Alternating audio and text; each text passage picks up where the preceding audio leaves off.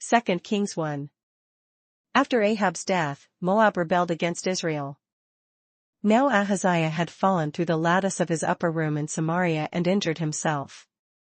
So he sent messengers, saying to them, Go and consult Baal-zebub, the god of Ekron, to see if I will recover from this injury.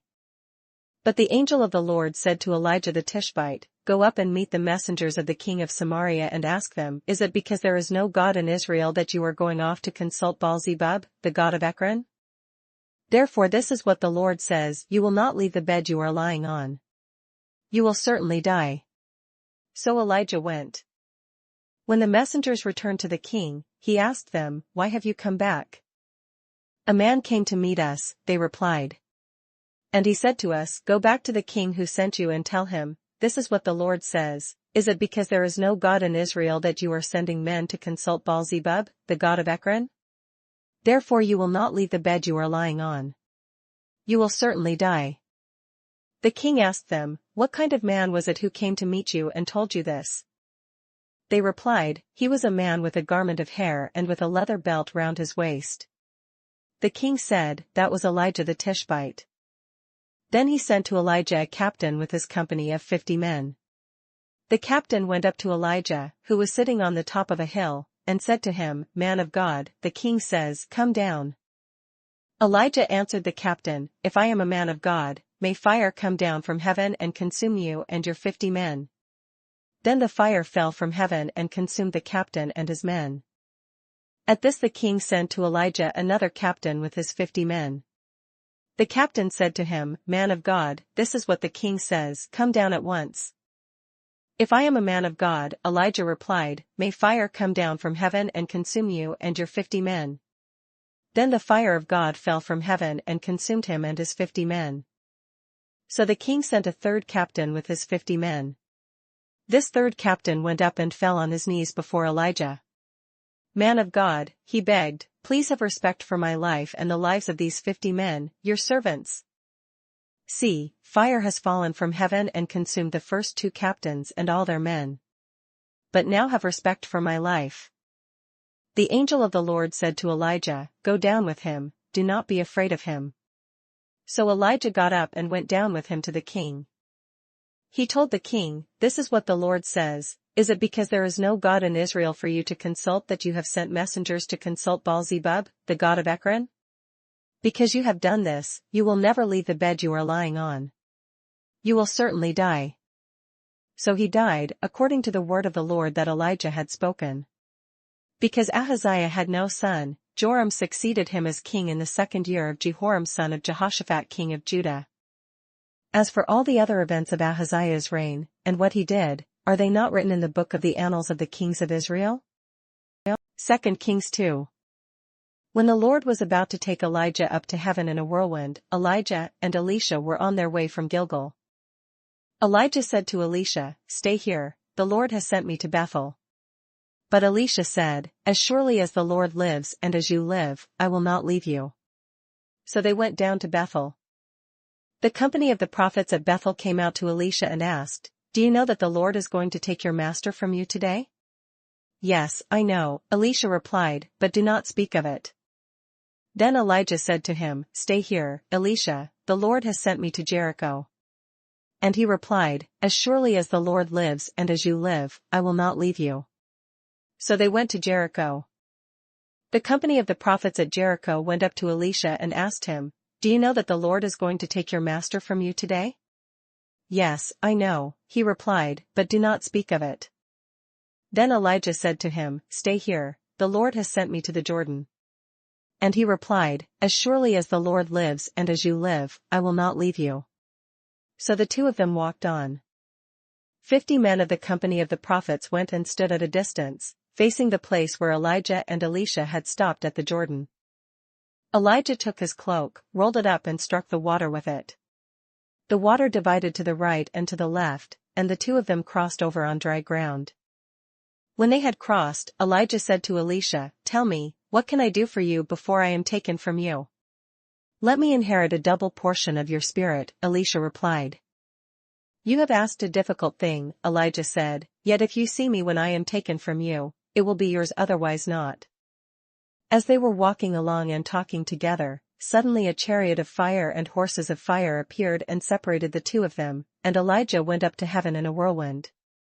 Elisha saw this and cried out, "My father! My father! The chariots and horsemen of Israel!" And Elisha saw him no more. Then he took hold of his own clothes and tore them apart. He picked up the cloak that had fallen from Elijah and went back and stood on the bank of the Jordan. Then he took the cloak that had fallen from him and struck the water with it. "Where now is the Lord, the God of Elijah?" he asked. When he struck the water, it divided to the right and to the left, and he crossed over.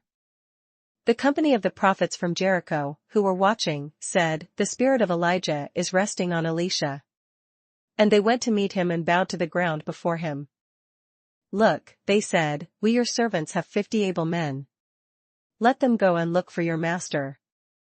Perhaps the Spirit of the Lord has picked him up and set him down on some mountain or in some valley." "No," Elisha replied, "do not send them." But they persisted until he was too ashamed to refuse. So he said, "Send them." And they sent 50 men, who searched for 3 days but did not find him. When they returned to Elisha, who was staying in Jericho, he said to them, "Didn't I tell you not to go?" The men of the city said to Elisha, "Look, our lord, this town is well situated, as you can see, but the water is bad and the land is unproductive." "Bring me a new bowl," he said, "and put salt in it." So they brought it to him. Then he went out to the spring and threw the salt into it, saying, "This is what the Lord says, I have healed this water. Never again will it cause death or make the land unproductive." And the water has remained wholesome to this day, according to the word Elisha had spoken. From there Elisha went up to Bethel. As he was walking along the road, some youths came out of the town and jeered at him.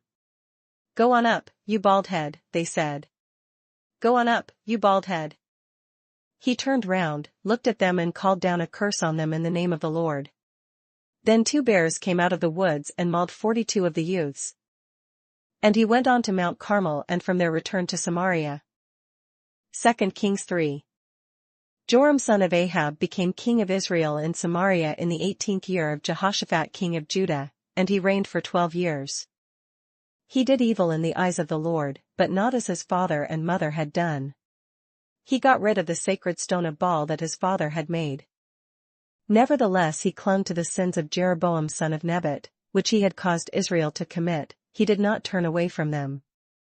Now Mesha king of Moab raised sheep, and he had to supply the king of Israel with 100,000 lambs and with the wool of 100,000 rams.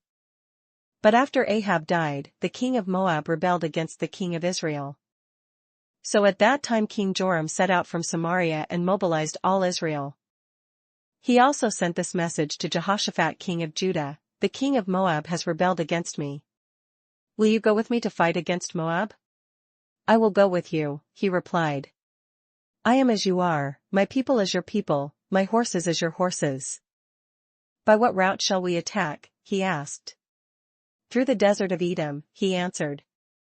So the king of Israel set out with the king of Judah and the king of Edom. After a roundabout march of 7 days, the army had no more water for themselves or for the animals with them. "What?" exclaimed the king of Israel. "Has the Lord called us 3 kings together only to hand us over to Moab?" But Jehoshaphat asked, "Is there no prophet of the Lord here, that we may inquire of the Lord through him?" An officer of the king of Israel answered, "Elisha son of Shaphat is here. He used to pour water on the hands of Elijah." Jehoshaphat said, "The word of the Lord is with him." So the king of Israel and Jehoshaphat and the king of Edom went down to him. Elisha said to the king of Israel, "What do we have to do with each other? Go to the prophets of your father and the prophets of your mother." "No," the king of Israel answered, "because it was the Lord who called us 3 kings together to hand us over to Moab." Elisha said, "As surely as the Lord Almighty lives, whom I serve, if I did not have respect for the presence of Jehoshaphat king of Judah, I would not look at you or even notice you. But now bring me a harpist." While the harpist was playing, the hand of the Lord came upon Elisha. And he said, "This is what the Lord says, make this valley full of ditches. For this is what the Lord says, you will see neither wind nor rain, yet this valley will be filled with water, and you, your cattle and your other animals will drink. This is an easy thing in the eyes of the Lord. He will also hand Moab over to you. You will overthrow every fortified city and every major town. You will cut down every good tree, stop up all the springs, and ruin every good field with stones. The next morning, about the time for offering the sacrifice, there it was water flowing from the direction of Edom. And the land was filled with water. Now all the Moabites had heard that the kings had come to fight against them, so every man, young and old, who could bear arms was called up and stationed on the border. When they got up early in the morning, the sun was shining on the water. To the Moabites across the way, the water looked red like blood. "That's blood," they said. "Those kings must have fought and slaughtered each other. Now to the plunder, Moab." But when the Moabites came to the camp of Israel, the Israelites rose up and fought them until they fled. And the Israelites invaded the land and slaughtered the Moabites. They destroyed the towns, and each man threw a stone on every good field until it was covered. They stopped up all the springs and cut down every good tree. Only Kir Hareseth was left with its stones in place, but men armed with slings surrounded it and attacked it as well. When the king of Moab saw that the battle had gone against him, he took with him 700 swordsmen to break through to the king of Edom, but they failed. Then he took his firstborn son, who was to succeed him as king, and offered him as a sacrifice on the city wall. The fury against Israel was great. They withdrew and returned to their own land. 2 Kings 4. The wife of a man from the company of the prophets cried out to Elisha, "Your servant my husband is dead, and you know that he revered the Lord. But now his creditor is coming to take my 2 boys as his slaves." Elisha replied to her, "How can I help you? Tell me, what do you have in your house?" "Your servant has nothing there at all," she said, "except a little oil." Elisha said, "Go round and ask all your neighbors for empty jars. Don't ask for just a few. Then go inside and shut the door behind you and your sons. Pour oil into all the jars, and as each is filled, put it to one side." She left him and afterwards shut the door behind her and her sons. They brought the jars to her and she kept pouring. When all the jars were full, she said to her son, "Bring me another one." But he replied, "There is not a jar left." Then the oil stopped flowing. She went and told the man of God, and he said, "Go, sell the oil and pay your debts. You and your sons can live on what is left." One day Elisha went to Shunem. And a well-to-do woman was there, who urged him to stay for a meal. So whenever he came by, he stopped there to eat. She said to her husband, "I know that this man who often comes our way is a holy man of God. Let's make a small room on the roof and put in it a bed and a table, a chair and a lamp for him. Then he can stay there whenever he comes to us." One day when Elisha came, he went up to his room and lay down there. He said to his servant Gehazi, "Call the Shunammite." So he called her, and she stood before him. Elisha said to him, "Tell her you have gone to all this trouble for us. Now what can be done for you? Can we speak on your behalf to the king or the commander of the army?" She replied, "I have a home among my own people." "What can be done for her?" Elisha asked. Gehazi said, "Well, she has no son and her husband is old." Then Elisha said, "Call her." So he called her, and she stood in the doorway. About this time next year, Elisha said, "You will hold a son in your arms." "No, my lord," she objected. "Don't mislead your servant, O man of God." But the woman became pregnant, and the next year about that same time she gave birth to a son, just as Elisha had told her.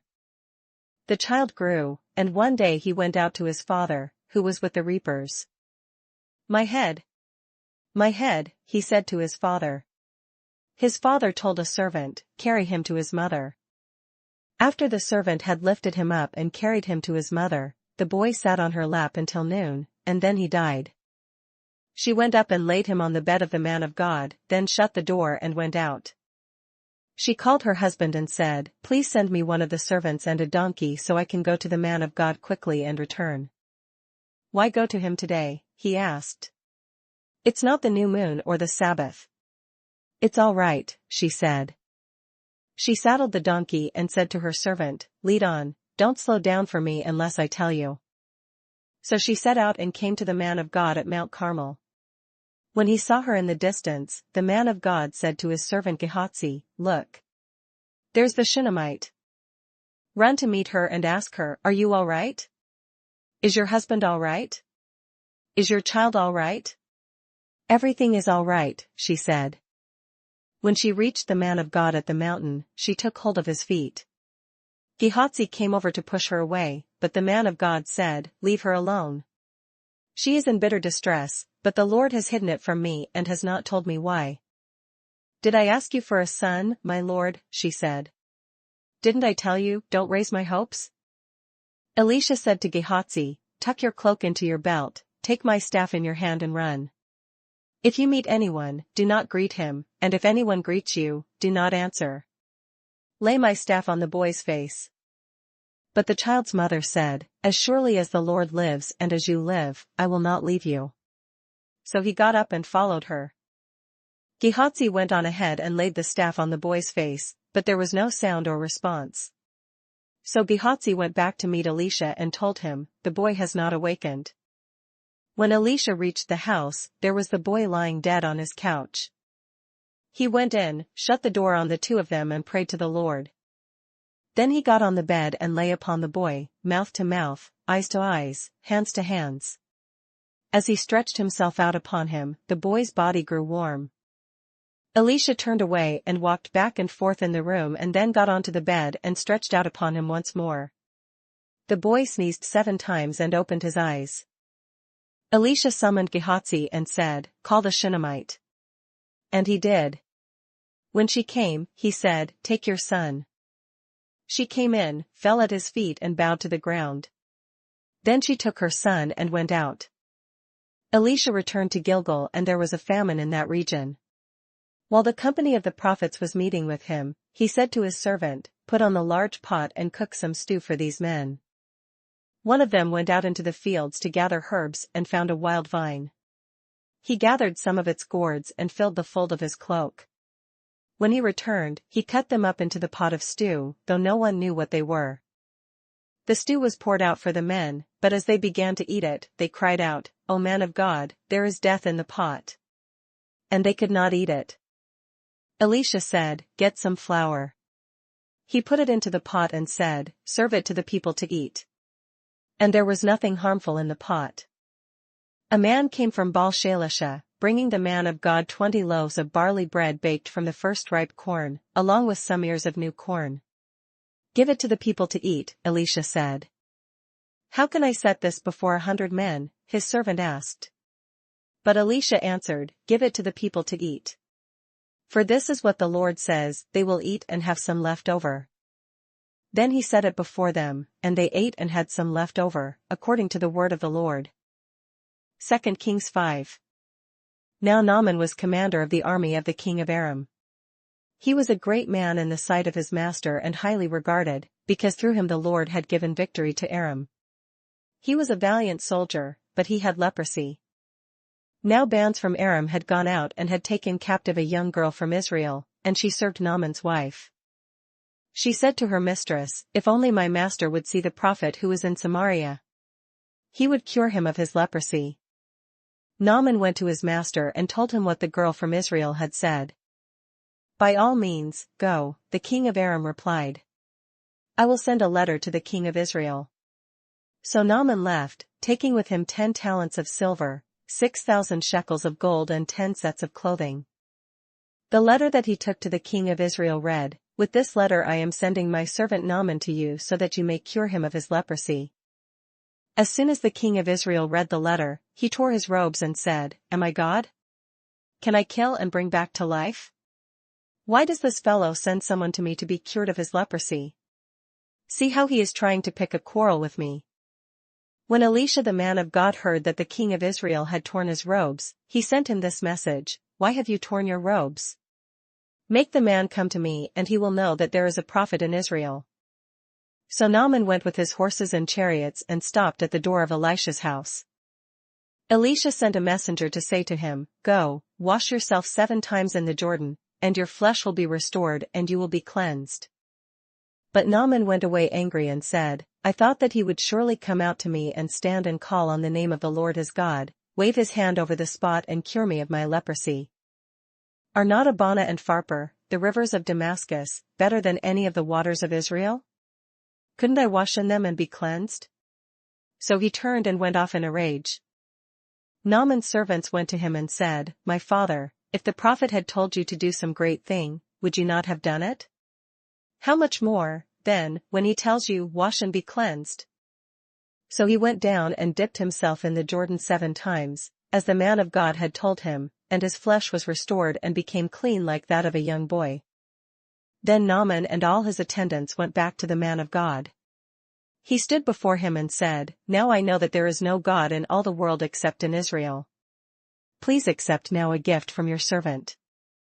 The prophet answered, "As surely as the Lord lives, whom I serve, I will not accept a thing." And even though Naaman urged him, he refused. "If you will not," said Naaman, "please let me, your servant, be given as much earth as a pair of mules can carry, for your servant will never again make burnt offerings and sacrifices to any other god but the Lord. But may the Lord forgive your servant for this one thing. When my master enters the temple of Rimmon to bow down and he is leaning on my arm and I bow there also when I bow down in the temple of Rimmon, may the Lord forgive your servant for this." "Go in peace," Elisha said. After Naaman had traveled some distance, Gehazi, the servant of Elisha the man of God, said to himself, "My master was too easy on Naaman, this Aramean, by not accepting from him what he brought. As surely as the Lord lives, I will run after him and get something from him." So Gehazi hurried after Naaman. When Naaman saw him running towards him, he got down from the chariot to meet him. "Is everything all right?" he asked. "Everything is all right," Gehazi answered. "My master sent me to say 2 young men from the company of the prophets have just come to me from the hill country of Ephraim. Please give them a talent of silver and 2 sets of clothing."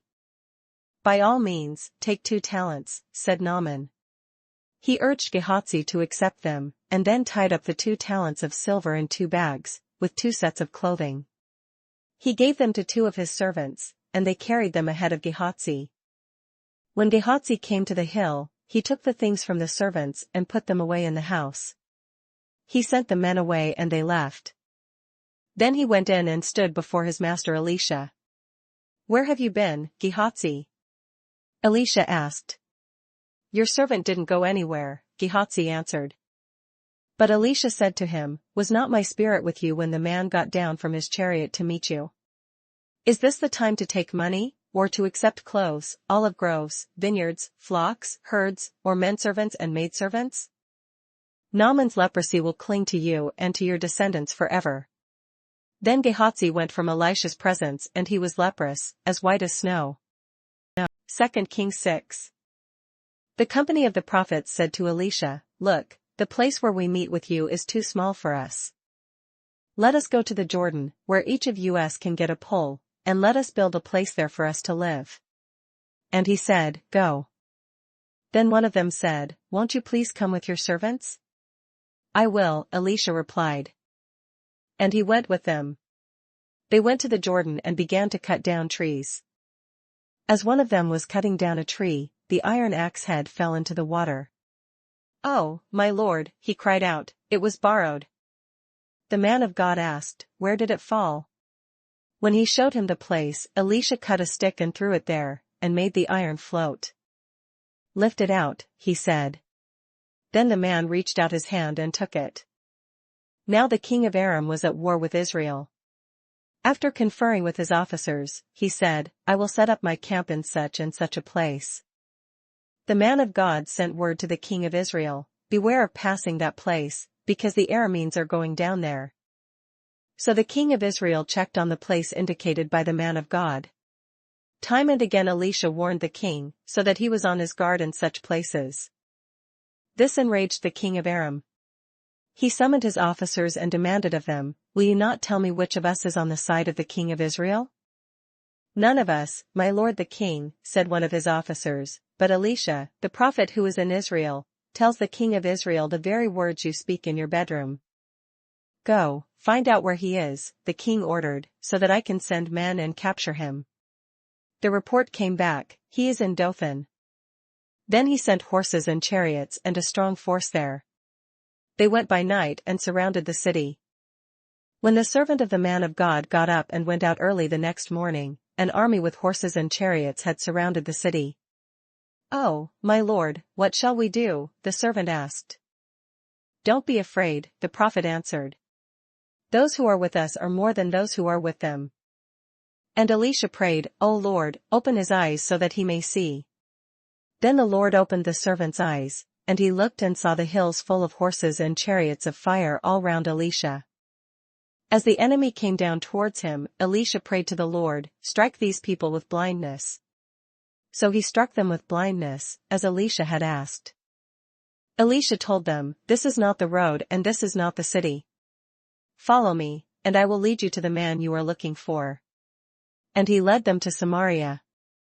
After they entered the city, Elisha said, "Lord, open the eyes of these men so that they can see." Then the Lord opened their eyes and they looked, and there they were, inside Samaria.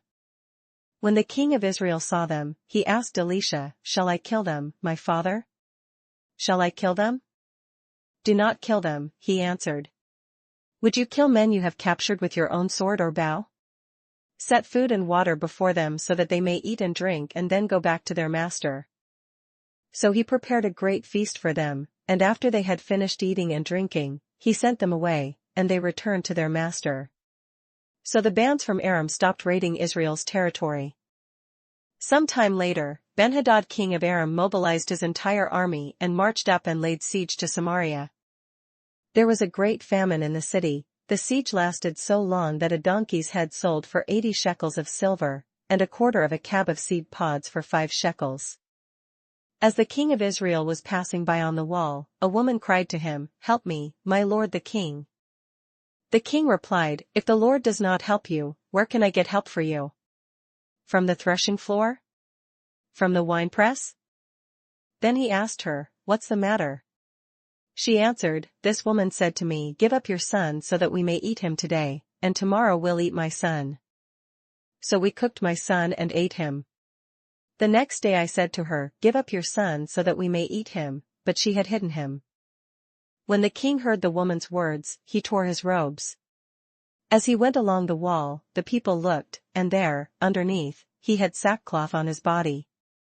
He said, "May God deal with me, be it ever so severely, if the head of Elisha son of Shaphat remains on his shoulders today." Now Elisha was sitting in his house, and the elders were sitting with him. The king sent a messenger ahead, but before he arrived, Elisha said to the elders, "Don't you see how this murderer is sending someone to cut off my head? Look, when the messenger comes, shut the door and hold it shut against him. Is not the sound of his master's footsteps behind him?" While he was still talking to them, the messenger came down to him. And the king said, "This disaster is from the Lord. Why should I wait for the Lord any longer?" 2 Kings 7.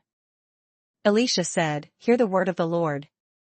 This is what the Lord says, about this time tomorrow, a seah of flour will sell for a shekel and 2 seahs of barley for a shekel at the gate of Samaria."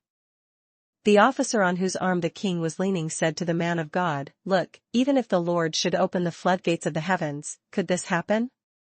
"You will see it with your own eyes," answered Elisha, "but you will not eat any of it." Now there were 4 men with leprosy at the entrance of the city gate. They said to each other, "Why stay here until we die? If we say we'll go into the city, the famine is there, and we will die. And if we stay here, we will die. So let's go over to the camp of the Arameans and surrender. If they spare us, we live, if they kill us, then we die." At dusk they got up and went to the camp of the Arameans. When they reached the edge of the camp, not a man was there. For the Lord had caused the Arameans to hear the sound of chariots and horses and a great army, so that they said to one another, "Look, the king of Israel has hired the Hittite and Egyptian kings to attack us." So they got up and fled in the dusk and abandoned their tents and their horses and donkeys. They left the camp as it was and ran for their lives. The men who had leprosy reached the edge of the camp and entered one of the tents. They ate and drank, and carried away silver, gold, and clothes, and went off and hid them. They returned and entered another tent and took some things from it and hid them also. Then they said to each other, "We're not doing right. This is a day of good news and we are keeping it to ourselves. If we wait until daylight, punishment will overtake us. Let's go at once and report this to the royal palace." So they went and called out to the city gatekeepers and told them, "We went into the Aramean camp and not a man was there, not a sound of anyone, only tethered horses and donkeys, and the tents left just as they were." The gatekeepers shouted the news, and it was reported within the palace. The king got up in the night and said to his officers, "I will tell you what the Arameans have done to us. They know we are starving, so they have left the camp to hide in the countryside, thinking they will surely come out, and then we will take them alive and get into the city." One of his officers answered, "Make some men take 5 of the horses that are left in the city. Their plight will be like that of all the Israelites left here. Yes, they will only be like all these Israelites who are doomed. So let us send them to find out what happened." So they selected 2 chariots with their horses, and the king sent them after the Aramean army. He commanded the drivers, "Go and find out what has happened." They followed them as far as the Jordan, and they found the whole road strewn with the clothing and equipment the Arameans had thrown away in their headlong flight. So the messengers returned and reported to the king. Then the people went out and plundered the camp of the Arameans. So a seah of flour sold for a shekel, and 2 seahs of barley sold for a shekel, as the Lord had said. Now the king had put the officer on whose arm he leaned in charge of the gate, and the people trampled him in the gateway, and he died, just as the man of God had foretold when the king came down to his house. It happened as the man of God had said to the king, "About this time tomorrow, a seah of flour will sell for a shekel and 2 seahs of barley for a shekel at the gate of Samaria." The officer had said to the man of God, "Look, even if the Lord should open the floodgates of the heavens, could this happen?" The man of God had replied, "You will see it with your own eyes, but you will not eat any of it." And that is exactly what happened to him, for the people trampled him in the gateway, and he died. 2 Kings 8. Now Elisha had said to the woman whose son he had restored to life, "Go away with your family and stay for a while wherever you can, because the Lord has decreed a famine in the land that will last 7 years." The woman proceeded to do as the man of God said. She and her family went away and stayed in the land of the Philistines for 7 years. At the end of the 7 years she came back from the land of the Philistines and went to the king to beg for her house and land.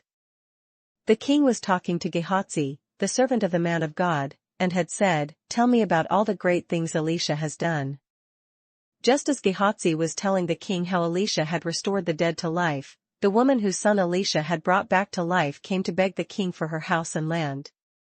Gehazi said, "This is the woman, my lord the king, and this is her son whom Elisha restored to life." The king asked the woman about it, and she told him. Then he assigned an official to her case and said to him, "Give back everything that belonged to her, including all the income from her land from the day she left the country until now." Elisha went to Damascus, and Benhadad king of Aram was ill. When the king was told, "The man of God has come all the way up here," he said to Hazael, "Take a gift with you and go to meet the man of God. Consult the Lord through him, ask him, 'Will I recover from this illness?'" Hazael went to meet Elisha, taking with him as a gift 40 camel loads of all the finest wares of Damascus. He went in and stood before him, and said, "Your son Benhadad king of Aram has sent me to ask, will I recover from this illness?" Elisha answered, "Go, and say to him, you will certainly recover, but the Lord has revealed to me that he will in fact die." He stared at him with a fixed gaze until Hazael felt ashamed. Then the man of God began to weep. "Why is my Lord weeping?" asked Hazael. "Because I know the harm you will do to the Israelites," he answered. "You will set fire to their fortified places, kill their young men with the sword, dash their little children to the ground, and rip open their pregnant women." Hazael said, "How could your servant, a mere dog, accomplish such a feat?" "The Lord has shown me that you will become king of Aram," answered Elisha. Then Hazael left Elisha and returned to his master. When Benhadad asked, "What did Elisha say to you?" Hazael replied, "He told me that you would certainly recover." But the next day he took a thick cloth, soaked it in water and spread it over the king's face, so that he died. Then Hazael succeeded him as king. In the 5th year of Joram son of Ahab king of Israel, when Jehoshaphat was king of Judah, Jehoram son of Jehoshaphat began his reign as king of Judah. He was 32 years old when he became king, and he reigned in Jerusalem for 8 years. He walked in the ways of the kings of Israel, as the house of Ahab had done, for he married a daughter of Ahab. He did evil in the eyes of the Lord. Nevertheless, for the sake of his servant David, the Lord was not willing to destroy Judah. He had promised to maintain a lamp for David and his descendants forever. In the time of Jehoram, Edom rebelled against Judah and set up its own king. So Jehoram went to Zair with all his chariots. The Edomites surrounded him and his chariot commanders, but he rose up and broke through by night. His army, however, fled back home. To this day Edom has been in rebellion against Judah. Libnah revolted at the same time. As for the other events of Jehoram's reign, and all he did, are they not written in the book of the annals of the kings of Judah? Jehoram rested with his fathers and was buried with them in the city of David. And Ahaziah his son succeeded him as king. In the 12th year of Joram son of Ahab king of Israel, Ahaziah son of Jehoram king of Judah began to reign. Ahaziah was 22 years old when he became king, and he reigned in Jerusalem for 1 year. His mother's name was Athaliah, a granddaughter of Omri king of Israel. He walked in the ways of the house of Ahab and did evil in the eyes of the Lord, as the house of Ahab had done, for he was related by marriage to Ahab's family. Ahaziah went with Joram son of Ahab to war against Hazael king of Aram at Ramoth-Gilead. The Arameans wounded Joram. So King Joram returned to Jezreel to recover from the wounds the Arameans had inflicted on him at Ramoth in his battle with Hazael king of Aram. Then Ahaziah son of Jehoram king of Judah went down to Jezreel to see Joram son of Ahab, because he had been wounded. 2 Kings 9. The prophet Elisha summoned a man from the company of the prophets and said to him, "Tuck your cloak into your belt, take this flask of oil with you and go to Ramoth-Gilead. When you get there, look for Jehu son of Jehoshaphat, the son of Nimshi. Go to him, get him away from his companions and take him into an inner room. Then take the flask and pour the oil on his head and declare, 'This is what the Lord says, I anoint you king over Israel.' Then open the door and run, don't delay." So the young man, the prophet, went to Ramoth-Gilead. When he arrived, he found the army officers sitting together. "I have a message for you, commander," he said. "For which of us?" asked Jehu. "For you, commander," he replied. Jehu got up and went into the house. Then the prophet poured the oil on Jehu's head and declared, "This is what the Lord, the God of Israel, says, I anoint you king over the Lord's people Israel. You are to destroy the house of Ahab your master, and I will avenge the blood of my servants the prophets and the blood of all the Lord's servants shed by Jezebel. The whole house of Ahab will perish. I will cut off from Ahab every last male in Israel slave or free. I will make the house of Ahab like the house of Jeroboam son of Nebat and like the house of Baasha son of Ahijah. As for Jezebel, dogs will devour her on the plot of ground at Jezreel, and no one will bury her." Then he opened the door and ran. When Jehu went out to his fellow officers, one of them asked him, "Is everything all right? Why did this madman come to you?" "You know the man and the sort of things he says," Jehu replied. "That's not true," they said. "Tell us." Jehu said, "Here is what he told me, this is what the Lord says, I anoint you king over Israel." They hurried and took their cloaks and spread them under him on the bare steps. Then they blew the trumpet and shouted, "Jehu is king." So Jehu son of Jehoshaphat, the son of Nimshi, conspired against Joram. Now Joram and all Israel had been defending Ramoth-Gilead against Hazael king of Aram. But King Joram had returned to Jezreel to recover from the wounds the Arameans had inflicted on him in the battle with Hazael king of Aram. Jehu said, "If this is the way you feel, don't let anyone slip out of the city to go and tell the news in Jezreel." Then he got into his chariot and rode to Jezreel, because Joram was resting there and Ahaziah king of Judah had gone down to see him. When the lookout standing on the tower in Jezreel saw Jehu's troops approaching, he called out, "I see some troops coming." Get a horseman, Joram ordered. Send him to meet them and ask, do you come in peace? The horseman rode off to meet Jehu and said, this is what the king says, do you come in peace? What do you have to do with peace? Jehu replied. Fall in behind me. The lookout reported, the messenger has reached them, but he isn't coming back. So the king sent out a second horseman. When he came to them he said, this is what the king says, do you come in peace? Jehu replied, what do you have to do with peace? Fall in behind me. The lookout reported, he has reached them, but he isn't coming back either.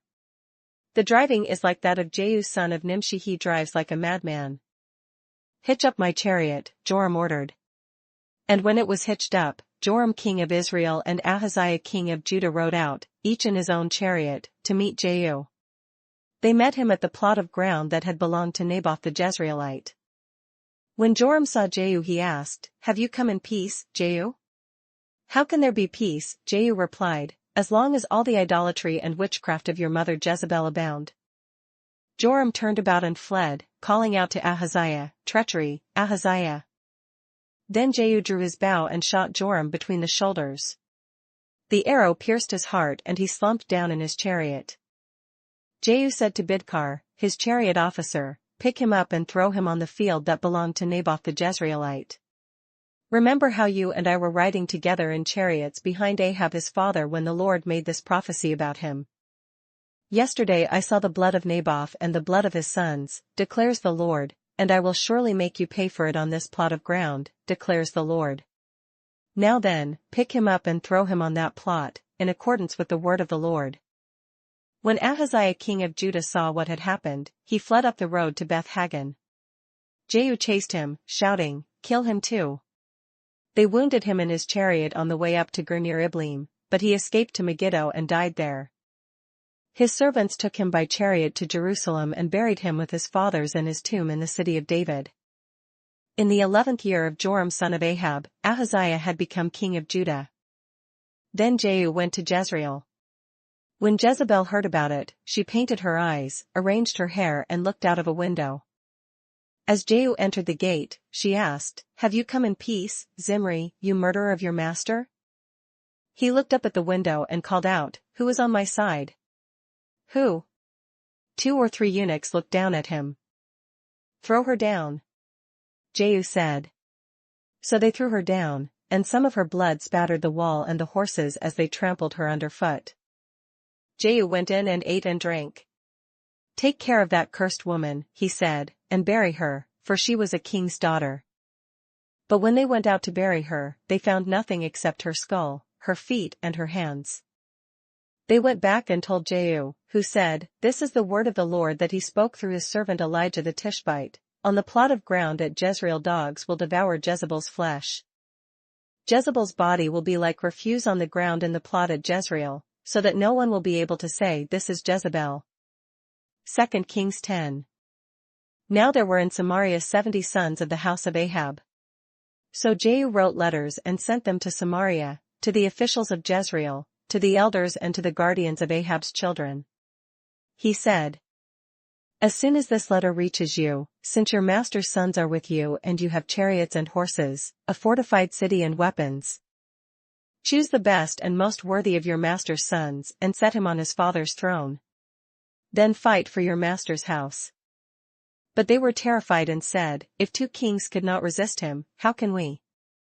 So the palace administrator, the city governor, the elders, and the guardians sent this message to Jehu, we are your servants and we will do anything you say. We will not appoint anyone as king, you do whatever you think best. Then Jehu wrote them a second letter, saying, if you are on my side and will obey me, take the heads of your master's sons and come to me in Jezreel by this time tomorrow. Now the royal princes, 70 of them, were with the leading men of the city, who were bringing them up. When the letter arrived, these men took the princes and slaughtered all 70 of them. They put their heads in baskets and sent them to Jehu in Jezreel. When the messenger arrived, he told Jehu, they have brought the heads of the princes. Then Jehu ordered, put them in 2 piles at the entrance of the city gate until morning. The next morning Jehu went out. He stood before all the people and said, you are innocent. It was I who conspired against my master and killed him, but who killed all these? Know then, that not a word the Lord has spoken against the house of Ahab will fail. The Lord has done what he promised through his servant Elijah." So Jehu killed everyone in Jezreel who remained of the house of Ahab, as well as all his chief men, his close friends and his priests, leaving him no survivor. Jehu then set out and went towards Samaria. At Beth-eked of the shepherds, he met some relatives of Ahaziah king of Judah and asked, "Who are you?" They said, "We are relatives of Ahaziah, and we have come down to greet the families of the king and of the queen mother." "Take them alive," he ordered. So they took them alive and slaughtered them by the well of Beth-eked 42 men. He left no survivor. After he left there, he came upon Jehonadab son of Rechab, who was on his way to meet him. Jehu greeted him and said, "Are you in accord with me, as I am with you?" "I am," Jehonadab answered. "If so," said Jehu, "give me your hand." So he did, and Jehu helped him up into the chariot. Jehu said, "Come with me and see my zeal for the Lord." Then he made him ride in his chariot. When Jehu came to Samaria, he killed all who were left there of Ahab's family. He destroyed them, according to the word of the Lord spoken to Elijah. Then Jehu brought all the people together and said to them, "Ahab served Baal a little, Jehu will serve him much. Now summon all the prophets of Baal, all his ministers and all his priests. See that no one is missing, because I am going to hold a great sacrifice for Baal. Anyone who fails to come will no longer live." But Jehu was acting deceptively in order to destroy the ministers of Baal. Jehu said, "Call an assembly in honor of Baal." So they proclaimed it. Then he sent word throughout Israel, and all the ministers of Baal came, not one stayed away. They crowded into the temple of Baal until it was full from one end to the other. And Jehu said to the keeper of the wardrobe, "Bring robes for all the ministers of Baal." So he brought out robes for them. Then Jehu and Jehonadab son of Rechab went into the temple of Baal. Jehu said to the ministers of Baal, "Look around and see that no servants of the Lord are here with you, only ministers of Baal." So they went in to make sacrifices and burnt offerings. Now Jehu had posted 80 men outside with this warning, "If one of you lets any of the men I am placing in your hands escape, it will be your life for his life." As soon as Jehu had finished making the burnt offering, he ordered the guards and officers, "Go in and kill them, let no one escape." So they cut them down with the sword. The guards and officers threw the bodies out and then entered the inner shrine of the temple of Baal. They brought the sacred stone out of the temple of Baal and burned it. They demolished the sacred stone of Baal and tore down the temple of Baal, and people have used it for a latrine to this day. So Jehu destroyed Baal worship in Israel. However, he did not turn away from the sins of Jeroboam son of Nebat, which he had caused Israel to commit, the worship of the golden calves at Bethel and Dan. The Lord said to Jehu, "Because you have done well in accomplishing what is right in my eyes and have done to the house of Ahab all I had in mind to do, your descendants will sit on the throne of Israel to the 4th generation." Yet Jehu was not careful to keep the law of the Lord, the God of Israel, with all his heart.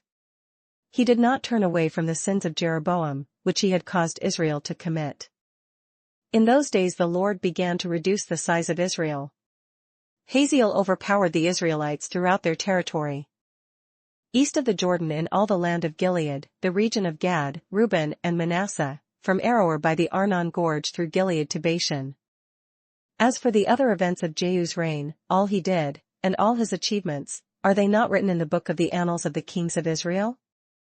Jehu rested with his fathers and was buried in Samaria. And Jehoahaz his son succeeded him as king.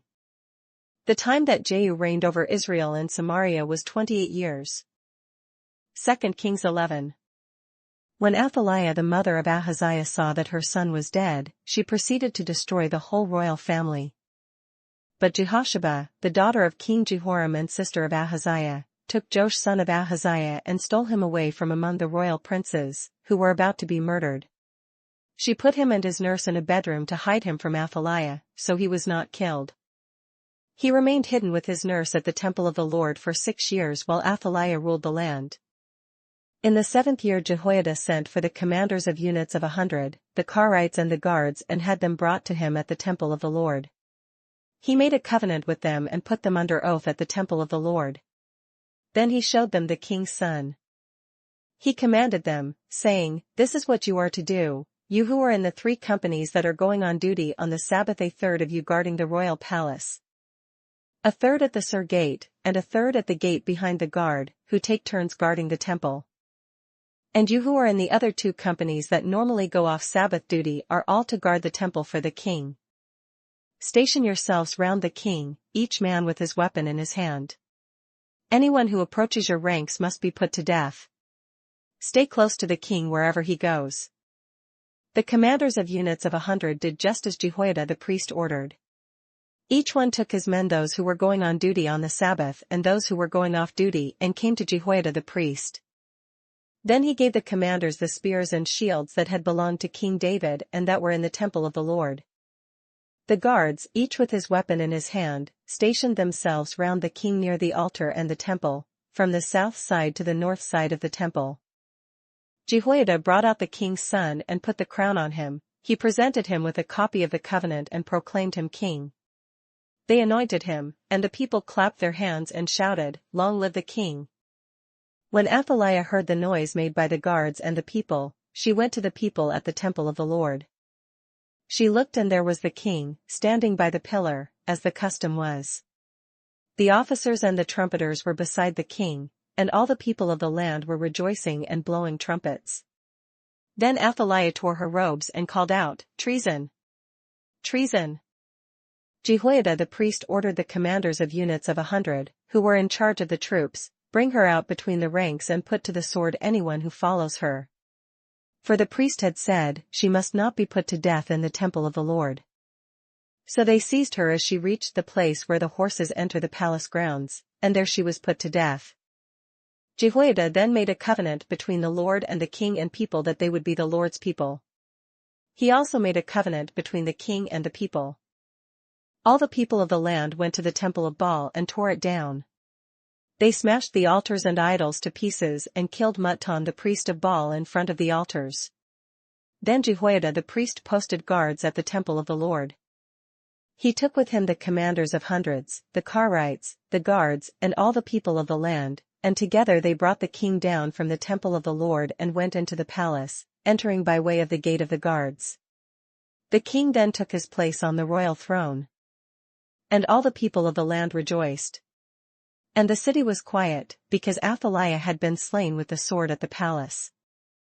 Joash was 7 years old when he began his reign. 2 Kings 12.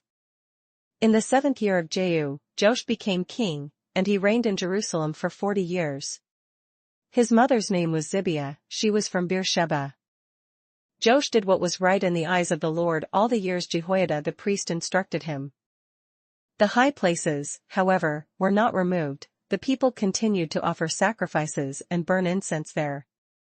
Joash said to the priests, "Collect all the money that is brought as sacred offerings to the temple of the Lord, the money collected in the census, the money received from personal vows, and the money brought voluntarily to the temple. Let every priest receive the money from one of the treasurers, and let it be used to repair whatever damage is found in the temple." But by the 23rd year of King Joash the priests still had not repaired the temple. Therefore King Joash summoned Jehoiada the priest and the other priests and asked them, "Why aren't you repairing the damage done to the temple? Take no more money from your treasurers, but hand it over for repairing the temple." The priests agreed that they would not collect any more money from the people and that they would not repair the temple themselves. Jehoiada the priest took a chest and bored a hole in its lid. He placed it beside the altar, on the right side as one enters the temple of the Lord. The priests who guarded the entrance put into the chest all the money that was brought to the temple of the Lord. Whenever they saw that there was a large amount of money in the chest, the royal secretary and the high priest came, counted the money that had been brought into the temple of the Lord and put it into bags.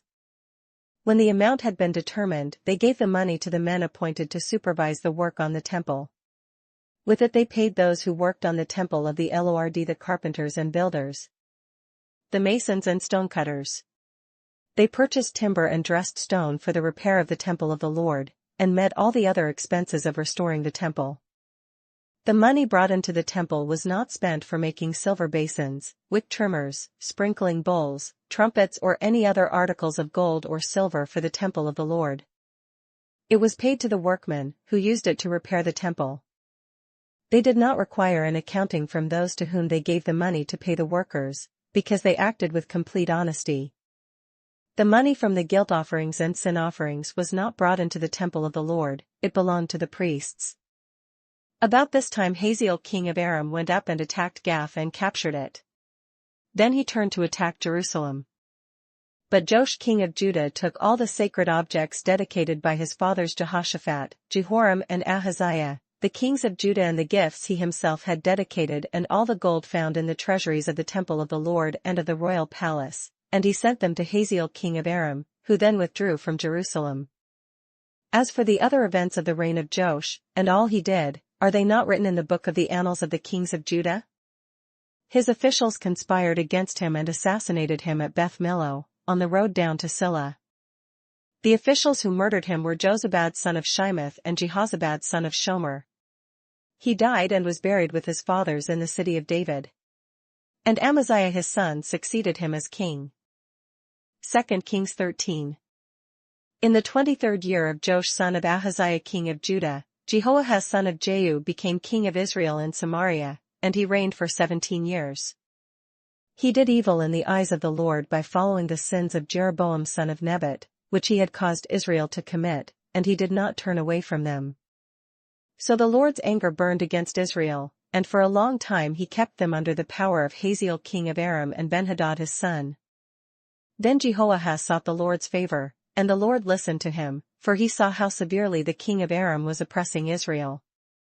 The Lord provided a deliverer for Israel, and they escaped from the power of Aram. So the Israelites lived in their own homes as they had before. But they did not turn away from the sins of the house of Jeroboam, which he had caused Israel to commit, they continued in them. Also, the Asherah pole remained standing in Samaria.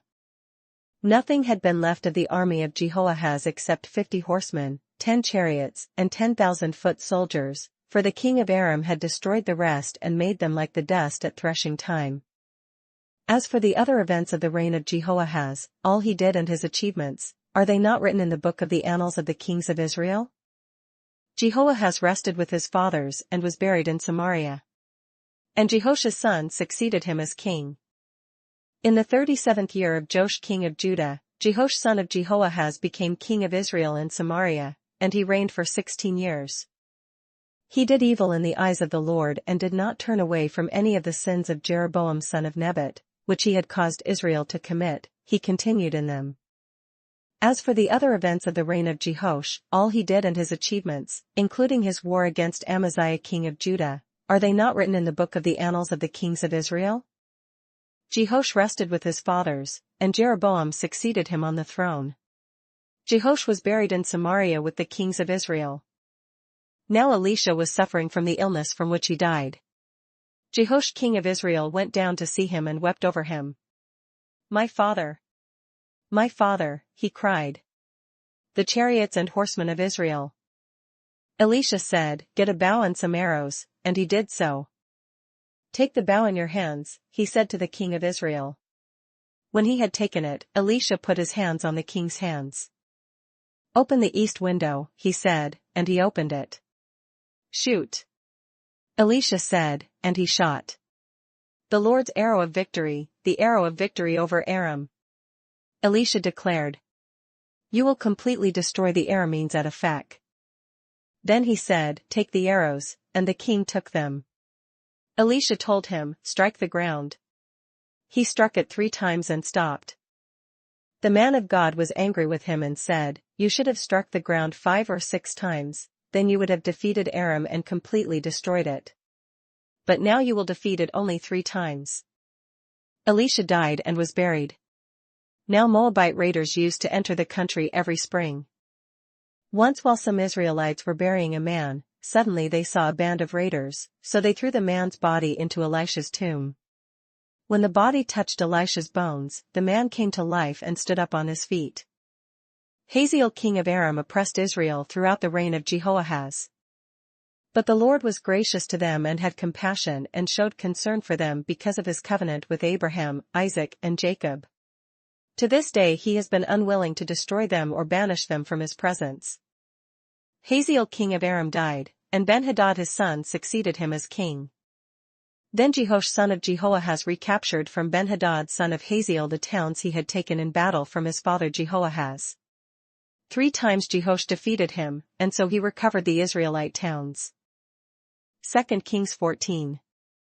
In the 2nd year of Jehoash son of Jehoahaz king of Israel, Amaziah son of Joash king of Judah began to reign. He was 25 years old when he became king, and he reigned in Jerusalem for 29 years. His mother's name was Jehoadan, she was from Jerusalem. He did what was right in the eyes of the Lord, but not as his father David had done. In everything he followed the example of his father Joash. The high places, however, were not removed, the people continued to offer sacrifices and burn incense there. After the kingdom was firmly in his grasp, he executed the officials who had murdered his father the king. Yet he did not put the sons of the assassins to death, in accordance with what is written in the book of the law of Moses where the Lord commanded, "Fathers shall not be put to death for their children, nor children put to death for their fathers, each is to die for his own sins." He was the one who defeated 10,000 Edomites in the Valley of Salt and captured Selah in battle, calling it Joktheel, the name it has to this day. Then Amaziah sent messengers to Jehoash son of Jehoahaz, the son of Jehu, king of Israel, with the challenge, "Come, meet me face to face." But Jehoash king of Israel replied to Amaziah king of Judah, "A thistle in Lebanon sent a message to a cedar in Lebanon, 'Give your daughter to my son in marriage.' Then a wild beast in Lebanon came along and trampled the thistle underfoot. You have indeed defeated Edom and now you are arrogant. Glory in your victory, but stay at home. Why ask for trouble and cause your own downfall and that of Judah also?" Amaziah, however, would not listen, so Jehoash king of Israel attacked. He and Amaziah king of Judah faced each other at Beth-Shemesh in Judah. Judah was routed by Israel, and every man fled to his home. Jehoash king of Israel captured Amaziah king of Judah, the son of Joash, the son of Ahaziah, at Beth-Shemesh. Then Jehoash went to Jerusalem and broke down the wall of Jerusalem from the Ephraim gate to the corner gate, a section about 600 feet long. He took all the gold and silver and all the articles found in the temple of the Lord and in the treasuries of the royal palace. He also took hostages and returned to Samaria. As for the other events of the reign of Jehoash, what he did and his achievements, including his war against Amaziah king of Judah, are they not written in the book of the annals of the kings of Israel? Jehoash rested with his fathers and was buried in Samaria with the kings of Israel. And Jeroboam his son succeeded him as king. Amaziah son of Joash king of Judah lived for 15 years after the death of Jehoash son of Jehoahaz king of Israel. As for the other events of Amaziah's reign, are they not written in the book of the annals of the kings of Judah? They conspired against him in Jerusalem, and he fled to Lachish, but they sent men after him to Lachish and killed him there. He was brought back by horse and was buried in Jerusalem with his fathers, in the city of David.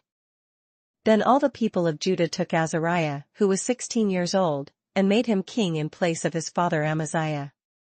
He was the one who rebuilt Elath and restored it to Judah after Amaziah rested with his fathers. In the 15th year of Amaziah son of Joash king of Judah, Jeroboam son of Jehoash king of Israel became king in Samaria, and he reigned for 41 years. He did evil in the eyes of the Lord and did not turn away from any of the sins of Jeroboam son of Nebat, which he had caused Israel to commit. He was the one who restored the boundaries of Israel from Lebo-Hamath to the Sea of the Arabah, in accordance with the word of the Lord, the God of Israel, spoken through his servant Jonah son of Amittai, the prophet from Gath-Hepher. The Lord had seen how bitterly everyone in Israel, whether slave or free, was suffering. There was no one to help them. And since the Lord had not said he would blot out the name of Israel from under heaven, he saved them by the hand of Jeroboam son of Jehoash. As for the other events of Jeroboam's reign, all he did, and his military achievements, including how he recovered for Israel both Damascus and Hamath, which had belonged to Yadi, are they not written in the book of the annals of the kings of Israel? Jeroboam rested with his fathers, the kings of Israel. And Zechariah his son succeeded him as king. 2 Kings 15. In the 27th year of Jeroboam king of Israel, Azariah son of Amaziah king of Judah began to reign. He was 16 years old when he became king, and he reigned in Jerusalem for 52 years. His mother's name was Jechaliah, she was from Jerusalem. He did what was right in the eyes of the Lord, just as his father Amaziah had done. The high places, however, were not removed, the people continued to offer sacrifices and burn incense there. The Lord afflicted the king with leprosy until the day he died, and he lived in a separate house. Jotham the king's son had charge of the palace and governed the people of the land. As for the other events of Azariah's reign, and all he did, are they not written in the book of the annals of the kings of Judah? Azariah rested with his fathers and was buried near them in the city of David. And Jotham his son succeeded him as king. In the 38th year of Azariah king of Judah, Zechariah son of Jeroboam became king of Israel in Samaria, and he reigned for 6 months. He did evil in the eyes of the Lord, as his fathers had done. He did not turn away from the sins of Jeroboam son of Nebat, which he had caused Israel to commit. Shallum son of Jabesh conspired against Zechariah. He attacked him in front of the people, assassinated him and succeeded him as king. The other events of Zechariah's reign are written in the book of the annals of the kings of Israel. So the word of the Lord spoken to Jehu was fulfilled, your descendants will sit on the throne of Israel to the 4th generation. Shallum son of Jabesh became king in the 39th year of Uzziah king of Judah, and he reigned in Samaria for 1 month. Then Menahem son of Gadi went from Tirzah up to Samaria. He attacked Shallum son of Jabesh in Samaria, assassinated him and succeeded him as king. The other events of Shallum's reign, and the conspiracy he led, are written in the book of the annals of the kings of Israel.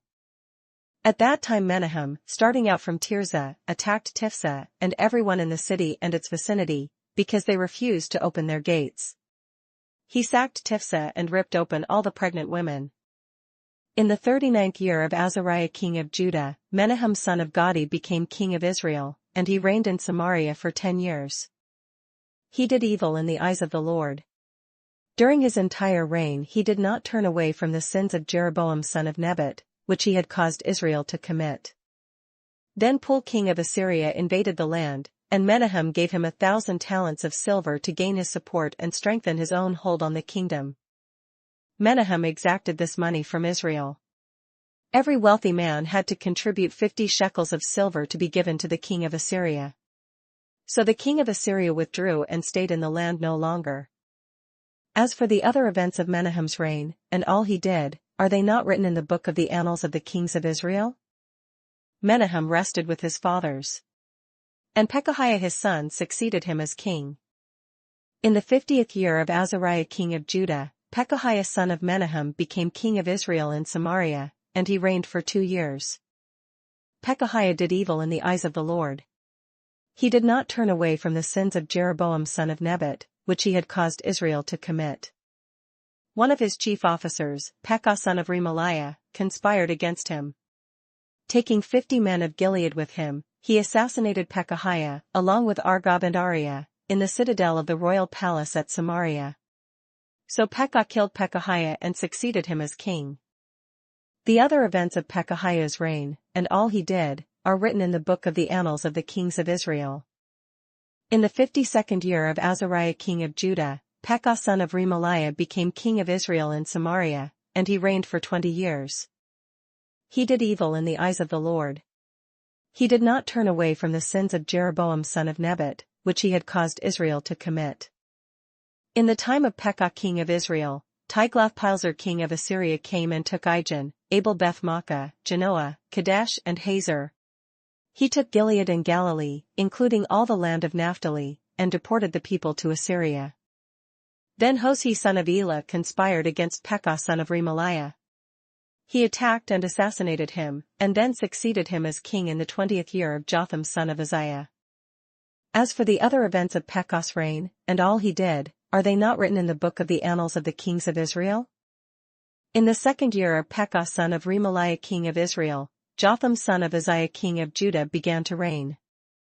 He was 25 years old when he became king, and he reigned in Jerusalem for 16 years. His mother's name was Jerusha, daughter of Zadok.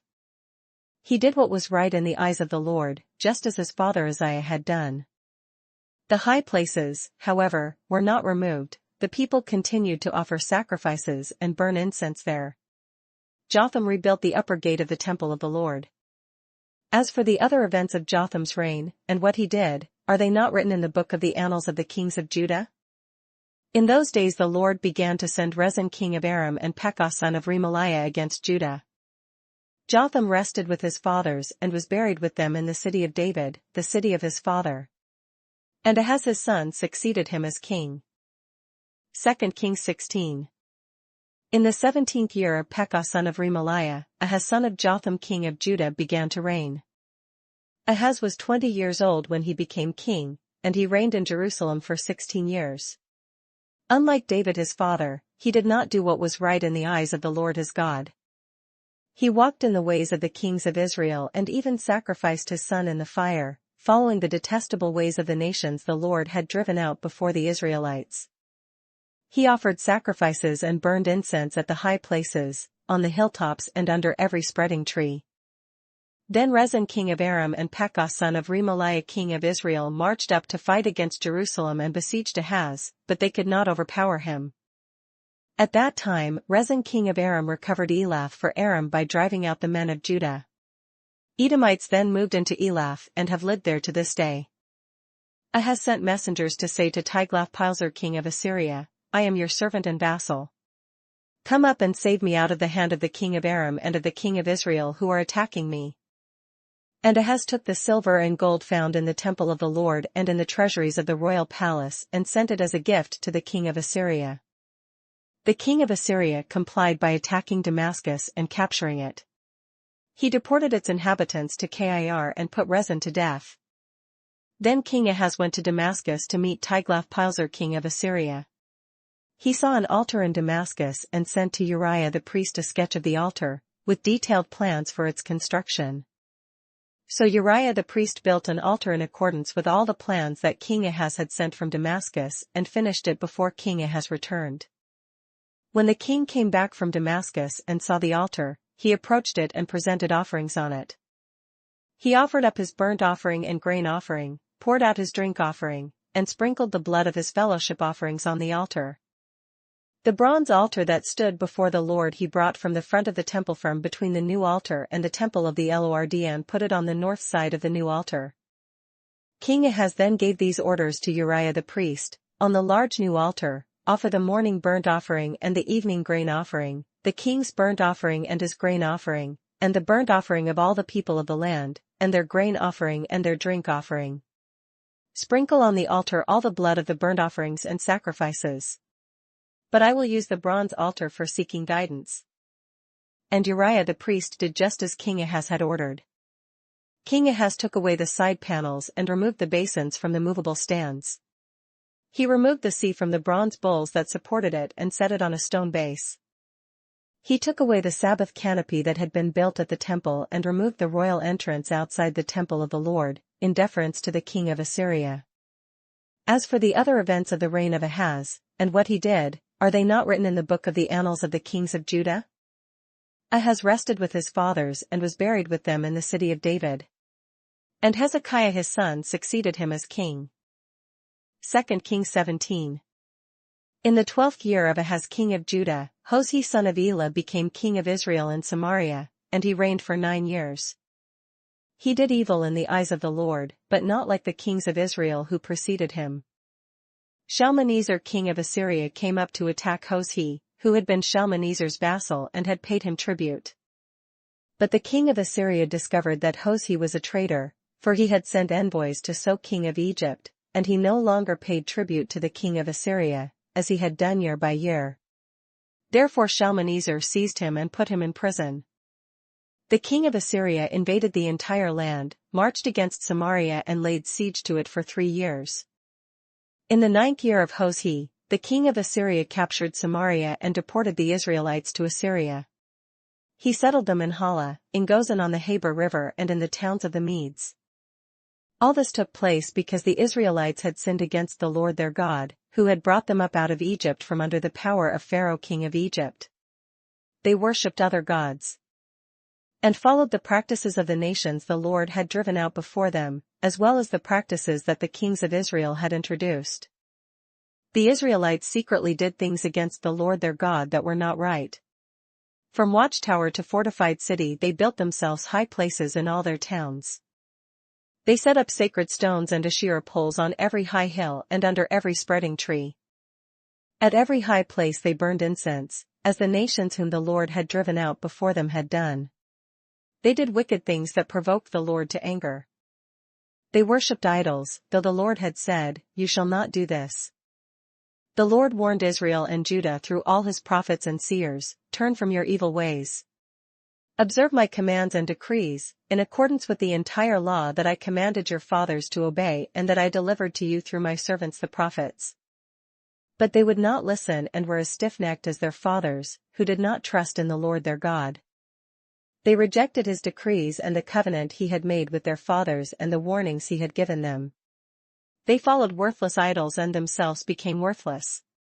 They imitated the nations around them although the Lord had ordered them, "Do not do as they do," and they did the things the Lord had forbidden them to do. They forsook all the commands of the Lord their God and made for themselves 2 idols cast in the shape of calves, and an Asherah pole. They bowed down to all the starry hosts, and they worshipped Baal. They sacrificed their sons and daughters in the fire. They practiced divination and sorcery and sold themselves to do evil in the eyes of the Lord, provoking him to anger. So the Lord was very angry with Israel and removed them from his presence. Only the tribe of Judah was left. And even Judah did not keep the commands of the Lord their God. They followed the practices Israel had introduced. Therefore the Lord rejected all the people of Israel, he afflicted them and gave them into the hands of plunderers, until he thrust them from his presence. When he tore Israel away from the house of David, they made Jeroboam son of Nebat their king. Jeroboam enticed Israel away from following the Lord and caused them to commit a great sin. The Israelites persisted in all the sins of Jeroboam and did not turn away from them, until the Lord removed them from his presence, as he had warned through all his servants the prophets. So the people of Israel were taken from their homeland into exile in Assyria, and they are still there. The king of Assyria brought people from Babylon, Cutha, Ava, Hamath and Sepharvaim and settled them in the towns of Samaria to replace the Israelites. They took over Samaria and lived in its towns. When they first lived there, they did not worship the Lord, so he sent lions among them and they killed some of the people. It was reported to the king of Assyria, "The people you deported and resettled in the towns of Samaria do not know what the God of that country requires. He has sent lions among them, which are killing them off, because the people do not know what he requires." Then the king of Assyria gave this order, "Make one of the priests you took captive from Samaria go back to live there and teach the people what the God of the land requires." So one of the priests who had been exiled from Samaria came to live in Bethel and taught them how to worship the Lord. Nevertheless, each national group made its own gods in the several towns where they settled, and set them up in the shrines the people of Samaria had made at the high places. The men from Babylon made Sukkot-Benoth, the men from Cutha made Nergal, and the men from Hamath made Ashima. The Avites made Nibas and Tartak, and the Sepharvites burned their children in the fire as sacrifices to Adramelech and Anamelech, the gods of Sepharvaim. They worshipped the Lord, but they also appointed all sorts of their own people to officiate for them as priests in the shrines at the high places. They worshipped the Lord, but they also served their own gods in accordance with the customs of the nations from which they had been brought. To this day they persist in their former practices. They neither worship the Lord nor adhere to the decrees and ordinances, the laws and commands that the Lord gave the descendants of Jacob, whom he named Israel. When the Lord made a covenant with the Israelites, he commanded them, "Do not worship any other gods or bow down to them, serve them or sacrifice to them. But the Lord, who brought you up out of Egypt with mighty power and outstretched arm, is the one you must worship. To him you shall bow down and to him offer sacrifices." You must always be careful to keep the decrees and ordinances, the laws and commands he wrote for you. Do not worship other gods. Do not forget the covenant I have made with you, and do not worship other gods. Rather, worship the Lord your God, it is he who will deliver you from the hand of all your enemies. They would not listen, however, but persisted in their former practices. Even while these people were worshipping the Lord, they were serving their idols. To this day their children and grandchildren continue to do as their fathers did. 2 Kings 18. In the 3rd year of Hoshea son of Elah king of Israel, Hezekiah son of Ahaz king of Judah began to reign. He was 25 years old when he became king, and he reigned in Jerusalem for 29 years. His mother's name was Abijah daughter of Zechariah. He did what was right in the eyes of the Lord, just as his father David had done. He removed the high places, smashed the sacred stones and cut down the Asherah poles. He broke into pieces the bronze snake Moses had made, for up to that time the Israelites had been burning incense to it. It was called Nehushtan. Hezekiah trusted in the Lord, the God of Israel. There was no one like him among all the kings of Judah, either before him or after him. He held fast to the Lord and did not cease to follow him. He kept the commands the Lord had given Moses. And the Lord was with him, he was successful in whatever he undertook. He rebelled against the king of Assyria and did not serve him. From watchtower to fortified city, he defeated the Philistines, as far as Gaza and its territory. In King Hezekiah's 4th year, which was the 7th year of Hoshea son of Elah king of Israel, Shalmaneser king of Assyria marched against Samaria and laid siege to it. At the end of 3 years the Assyrians took it. So Samaria was captured in Hezekiah's 6th year, which was the 9th year of Hoshea king of Israel. The king of Assyria deported Israel to Assyria and settled them in Hala, in Gozan on the Habor River, and in towns of the Medes. This happened because they had not obeyed the Lord their God, but had violated his covenant all that Moses the servant of the Lord commanded. They neither listened to the commands nor carried them out. In the 14th year of King Hezekiah's reign, Sennacherib king of Assyria attacked all the fortified cities of Judah and captured them. So Hezekiah king of Judah sent this message to the king of Assyria at Lachish: I have done wrong. Withdraw from me, and I will pay whatever you demand of me. The king of Assyria exacted from Hezekiah king of Judah 300 talents of silver and 30 talents of gold. So Hezekiah gave him all the silver that was found in the temple of the Lord and in the treasuries of the royal palace. At this time Hezekiah king of Judah stripped off the gold with which he had covered the doors and doorposts of the temple of the Lord, and gave it to the king of Assyria. The king of Assyria sent his supreme commander, his chief officer and his field commander with a large army, from Lachish to King Hezekiah at Jerusalem. They came up to Jerusalem and stopped at the aqueduct of the upper pool, on the road to the washerman's field. They called for the king, and Eliakim son of Hilkiah the palace administrator, Shebna the secretary, and Joah son of Asaph the recorder went out to them. The field commander said to them, Tell Hezekiah, this is what the great king, the king of Assyria, says. On what are you basing this confidence of yours? You say you have strategy and military strength, but you speak only empty words. On whom are you depending, that you rebel against me? Look now, you are depending on Egypt, that splintered reed of a staff, which pierces a man's hand and wounds him if he leans on it. Such is Pharaoh king of Egypt to all who depend on him. And if you say to me, We are depending on the Lord our God, isn't he the one whose high places and altars Hezekiah removed, saying to Judah and Jerusalem, You must worship before this altar in Jerusalem? Come now, make a bargain with my master, the king of Assyria. I will give you 2,000 horses if you can put riders on them. How can you repulse one officer of the least of my master's officials, even though you are depending on Egypt for chariots and horsemen? Furthermore, have I come to attack and destroy this place without word from the Lord? The Lord himself told me to march against this country and destroy it. Then Eliakim son of Hilkiah, and Shebna and Joah said to the field commander, Please speak to your servants in Aramaic, since we understand it. Don't speak to us in Hebrew in the hearing of the people on the wall. But the commander replied, Was it only to your master and you that my master sent me to say these things, and not to the men sitting on the wall who, like you, will have to eat their own filth and drink their own urine? Then the commander stood and called out in Hebrew, Hear the word of the great king, the king of Assyria. This is what the king says, Do not let Hezekiah deceive you. He cannot deliver you from my hand. Do not let Hezekiah persuade you to trust in the Lord when he says, "The Lord will surely deliver us, this city will not be given into the hand of the king of Assyria." Do not listen to Hezekiah. This is what the king of Assyria says, "Make peace with me and come out to me.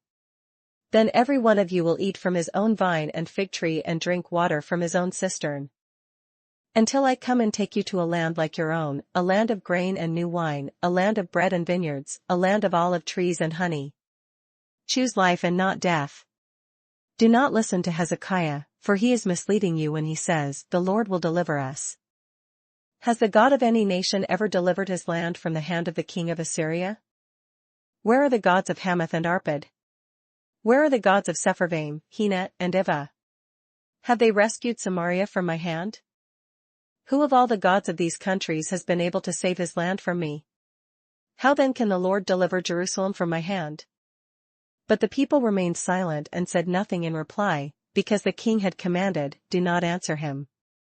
Then Eliakim son of Hilkiah the palace administrator, Shebna the secretary and Joah son of Asaph the recorder went to Hezekiah, with their clothes torn, and told him what the field commander had said. 2 Kings 19. When King Hezekiah heard this, he tore his clothes and put on sackcloth and went into the temple of the Lord.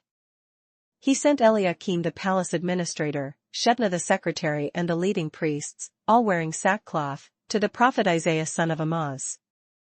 They told him, "This is what Hezekiah says, this day is a day of distress and rebuke and disgrace, as when children come to the point of birth and there is no strength to deliver them. It may be that the Lord your God will hear all the words of the field commander, whom his master, the king of Assyria, has sent to ridicule the living God, and that he will rebuke him for the words the Lord your God has heard. Therefore pray for the remnant that still survives." When King Hezekiah's officials came to Isaiah said to them, "Tell your master, this is what the Lord says, do not be afraid of what you have heard, those words with which the underlings of the king of Assyria have blasphemed me. Listen. I am going to put such a spirit in him that when he hears a certain report, he will return to his own country, and there I will have him cut down with the sword." When the field commander heard that the king of Assyria had left Lachish, he withdrew and found the king fighting against Libnah. Now Sennacherib received a report that Tirhakah, the Cushite king, of Egypt, was marching out to fight against him. So he again sent messengers to Hezekiah with this word. "Say to Hezekiah king of Judah, do not let the God you depend on deceive you when he says, 'Jerusalem will not be handed over to the king of Assyria.' Surely you have heard what the kings of Assyria have done to all the countries, destroying them completely. And will you be delivered? Did the gods of the nations that were destroyed by my forefathers deliver them, the gods of Gozan, Haran, Rezeph and the people of Eden who were in Tel Assar? Where is the king of Hamath, the king of Arpad, the king of the city of Sepharvaim, or of Hena or Ivah?" Hezekiah received the letter from the messengers and read it. Then he went up to the temple of the Lord and spread it out before the Lord. And Hezekiah prayed to the Lord, "O Lord, God of Israel, enthroned between the cherubim, you alone are God over all the kingdoms of the earth. You have made heaven and earth. Give ear, O Lord, and hear, open your eyes, O Lord, and see, listen to the words Sennacherib has sent to insult the living God. It is true, O Lord, that the Assyrian kings have laid waste these nations and their lands. They have thrown their gods into the fire and destroyed them, for they were not gods but only wood and stone, fashioned by men's hands. Now, O Lord our God, deliver us from his hand, so that all kingdoms on earth may know that you alone, O Lord, are God." Then Isaiah son of Amoz sent a message to Hezekiah, "This is what the Lord, the God of Israel, says, I have heard your prayer concerning Sennacherib king of Assyria. This is the word that the Lord has spoken against him, the virgin daughter of Zion despises you and mocks you. The daughter of Jerusalem tosses her head as you flee. Who is it you have insulted and blasphemed? Against whom have you raised your voice and lifted your eyes in pride? Against the Holy One of Israel. By your messengers you have heaped insults on the Lord. And you have said, with my many chariots I have ascended the heights of the mountains, the utmost heights of Lebanon. I have cut down its tallest cedars, the choicest of its pines. I have reached its remotest parts, the finest of its forests. I have dug wells in foreign lands and drunk the water there. With the soles of my feet I have dried up all the streams of Egypt. Have you not heard? Long ago I ordained it. In days of old I planned it, now I have brought it to pass, that you have turned fortified cities into piles of stone. Their people, drained of power, are dismayed and put to shame. They are like plants in the field, like tender green shoots, like grass sprouting on the roof, scorched before it grows up. But I know where you stay and when you come and go and how you rage against me. Because you rage against me and your insolence has reached my ears, I will put my hook in your nose and my bit in your mouth, and I will make you return by the way you came. This will be the sign for you, O Hezekiah, this year you will eat what grows by itself, and the second year what springs from that. But in the third year sow and reap, plant vineyards and eat their fruit. Once more a remnant of the house of Judah will take root below and bear fruit above. For out of Jerusalem will come a remnant, and out of Mount Zion a band of survivors. The zeal of the Lord Almighty will accomplish this. Therefore this is what the Lord says concerning the king of Assyria, he will not enter this city or shoot an arrow here. He will not come before it with shield or build a siege ramp against it. By the way that he came he will return, he will not enter this city, declares the Lord. I will defend this city and save it, for my sake and for the sake of David my servant. That night the angel of the Lord went out and put to death 185,000 men in the Assyrian camp. When the people got up the next morning there were all the dead bodies. So Sennacherib king of Assyria broke camp and withdrew. He returned to Nineveh and stayed there. One day, while he was worshipping in the temple of his god Nisroch, his sons Adramelech and Sharezer cut him down with the sword, and they escaped to the land of Ararat. And Esarhaddon his son succeeded him as king. 2 Kings 20. In those days Hezekiah became ill and was at the point of death. The prophet Isaiah son of Amoz went to him and said, This is what the Lord says, put your house in order, because you are going to die, you will not recover. Hezekiah turned his face to the wall and prayed to the Lord. Remember, O Lord, how I have walked before you faithfully and with wholehearted devotion and have done what is good in your eyes. And Hezekiah wept bitterly. Before Isaiah had left the middle court, the word of the Lord came to him. Go back and tell Hezekiah, the leader of my people, this is what the Lord, the God of your father David, says, I have heard your prayer and seen your tears, I will heal you. On the third day from now you will go up to the temple of the Lord. I will add 15 years to your life. And I will deliver you and this city from the hand of the king of Assyria. I will defend this city for my sake and for the sake of my servant David. Then Isaiah said, Prepare a poultice of figs. They did so and applied it to the boil, and he recovered. Hezekiah had asked Isaiah, What will be the sign that the Lord will heal me and that I will go up to the temple of the Lord on the third day from now? Isaiah answered, This is the Lord's sign to you that the Lord will do what he has promised. Shall the shadow go forward 10 steps, or shall it go back 10 steps? It is a simple matter for the shadow to go forward 10 steps, said Hezekiah. Rather, have it go back 10 steps. Then the prophet Isaiah called upon the Lord, and the Lord made the shadow go back the 10 steps it had gone down on the stairway of Ahaz. At that time Merodach-Baladan son of Baladan king of Babylon sent Hezekiah letters and a gift, because he had heard of Hezekiah's illness. Hezekiah received the messengers and showed them all that was in his storehouses, the silver, the gold, the spices, and the fine oil, his armory, and everything found among his treasures. There was nothing in his palace or in all his kingdom that Hezekiah did not show them. Then Isaiah the prophet went to King Hezekiah and asked, What did those men say, and where did they come from? From a distant land, Hezekiah replied. They came from Babylon. The prophet asked, What did they see in your palace? They saw everything in my palace, Hezekiah said. There is nothing among my treasures that I did not show them. Then Isaiah said to Hezekiah, Hear the word of the Lord. The time will surely come when everything in your palace, and all that your fathers have stored up until this day, will be carried off to Babylon. Nothing will be left, says the Lord. And some of your descendants, your own flesh and blood, that will be born to you, will be taken away, and they will become eunuchs in the palace of the king of Babylon. "The word of the Lord you have spoken is good," Hezekiah replied. For he thought, "Will there not be peace and security in my lifetime?" As for the other events of Hezekiah's reign, all his achievements and how he made the pool and the tunnel by which he brought water into the city, are they not written in the book of the annals of the kings of Judah? Hezekiah rested with his fathers, and Manasseh his son succeeded him as king. 2 Kings 21. Manasseh was 12 years old when he became king, and he reigned in Jerusalem for 55 years. His mother's name was Hephzibah. He did evil in the eyes of the Lord, following the detestable practices of the nations the Lord had driven out before the Israelites. He rebuilt the high places his father Hezekiah had destroyed. He also erected altars to Baal and made an Asherah pole, as Ahab king of Israel had done. He bowed down to all the starry hosts and worshipped them. He built altars in the temple of the Lord, of which the Lord had said, "In Jerusalem I will put my name." In both courts of the temple of the Lord, he built altars to all the starry hosts.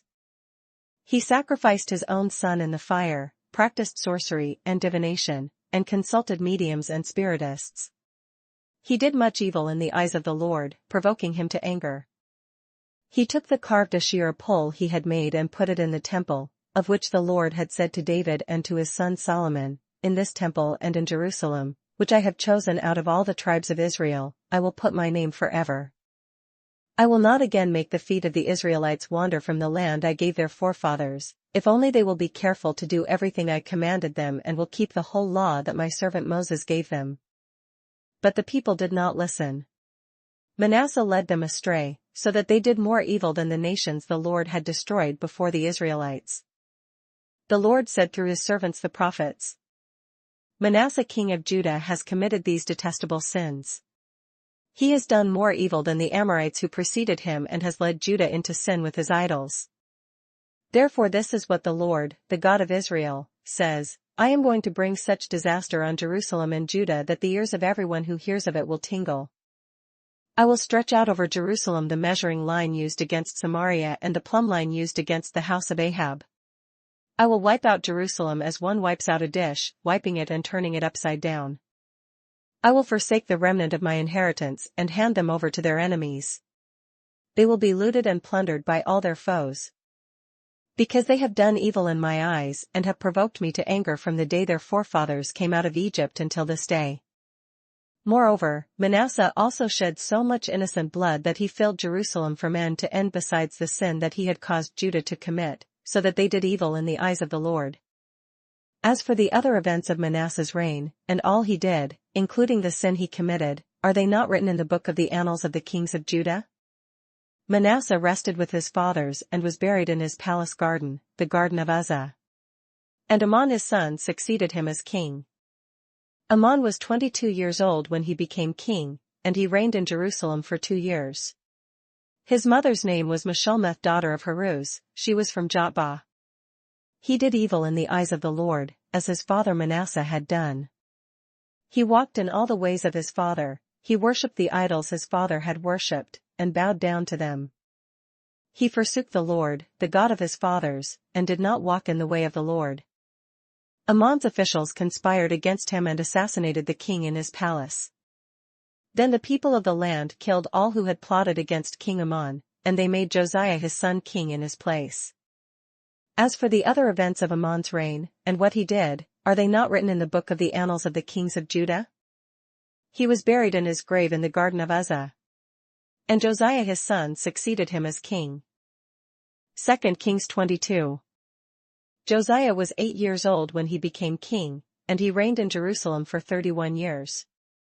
His mother's name was Jedidah daughter of Adaiah, she was from Boscath.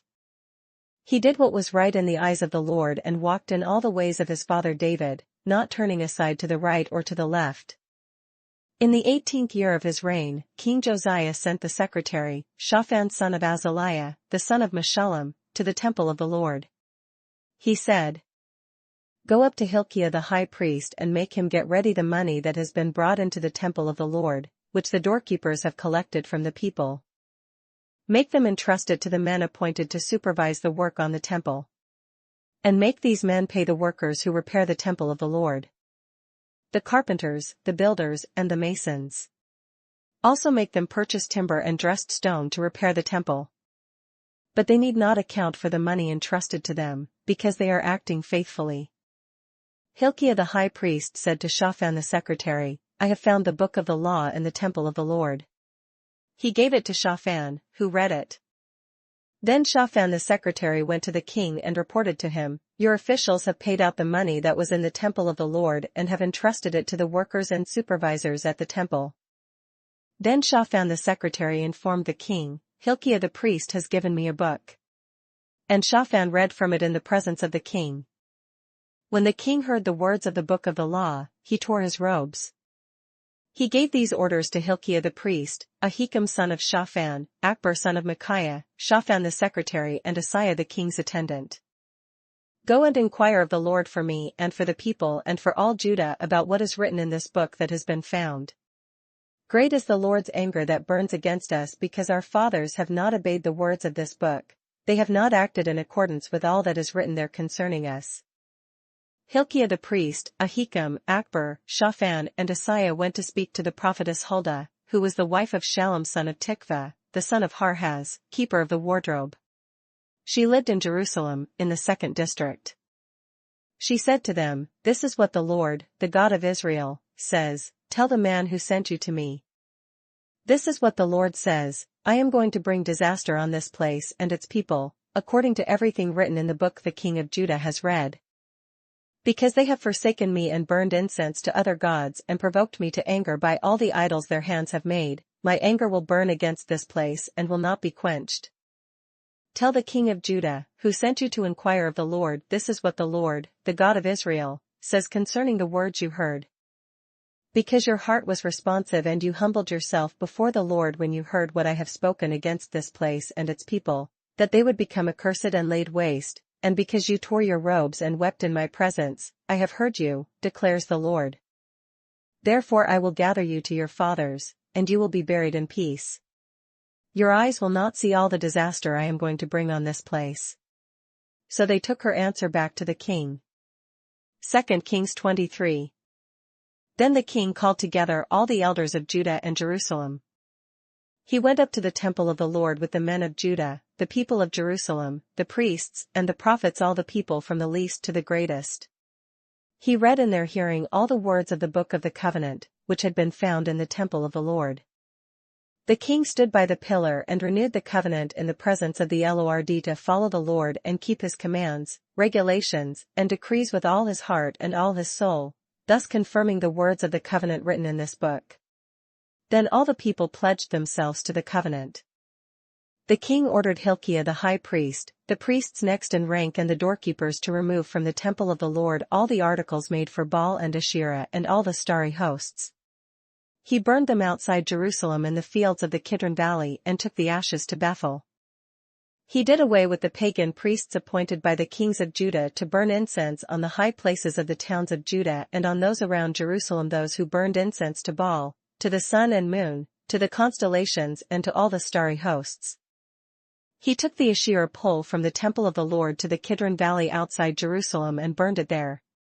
He ground it to powder and scattered the dust over the graves of the common people. He also tore down the quarters of the male shrine prostitutes, which were in the temple of the Lord and where women did weaving for Asherah. Josiah brought all the priests from the towns of Judah and desecrated the high places, from Geba to Beersheba, where the priests had burned incense. He broke down the shrines at the gates at the entrance to the gate of Joshua, the city governor, which is on the left of the city gate. Although the priests of the high places did not serve at the altar of the Lord in Jerusalem, they ate unleavened bread with their fellow priests. He desecrated Topheth, which was in the valley of Ben Hinnom, so no one could use it to sacrifice his son or daughter in the fire to Molech. He removed from the entrance to the temple of the Lord the horses that the kings of Judah had dedicated to the sun. They were in the court near the room of an official named Nathan-Melech. Josiah then burned the chariots dedicated to the sun. He pulled down the altars the kings of Judah had erected on the roof near the upper room of Ahaz, and the altars Manasseh had built in the two courts of the temple of the Lord. He removed them from there, smashed them to pieces and threw the rubble into the Kidron Valley. The king also desecrated the high places that were east of Jerusalem on the south of the hill of corruption, the ones Solomon king of Israel had built for Ashtoreth the vile goddess of the Sidonians, for Chemosh the vile god of Moab, and for Molech the detestable god of the people of Ammon. Josiah smashed the sacred stones and cut down the Asherah poles and covered the sites with human bones. Even the altar at Bethel, the high place made by Jeroboam son of Nebat, who had caused Israel to sin, even that altar and high place he demolished. He burned the high place and ground it to powder, and burned the Asherah pole also. Then Josiah looked around, and when he saw the tombs that were there on the hillside, he had the bones removed from them and burned on the altar to defile it, in accordance with the word of the Lord proclaimed by the man of God who foretold these things. The king asked, "What is that tombstone I see?" The men of the city said, "It marks the tomb of the man of God who came from Judah and pronounced against the altar of Bethel the very things you have done to it." "Leave it alone," he said. "Don't let anyone disturb his bones." So they spared his bones and those of the prophet who had come from Samaria. Just as he had done at Bethel, Josiah removed and defiled all the shrines at the high places that the kings of Israel had built in the towns of Samaria that had provoked the Lord to anger. Josiah slaughtered all the priests of those high places on the altars and burned human bones on them. Then he went back to Jerusalem. The king gave this order to all the people: "Celebrate the Passover to the Lord your God, as it is written in this book of the covenant." Not since the days of the judges who led Israel, nor throughout the days of the kings of Israel and the kings of Judah, had any such Passover been observed. But in the 18th year of King Josiah, this Passover was celebrated to the Lord in Jerusalem. Furthermore, Josiah got rid of the mediums and spiritists, the household gods, the idols, and all the other detestable things seen in Judah and Jerusalem.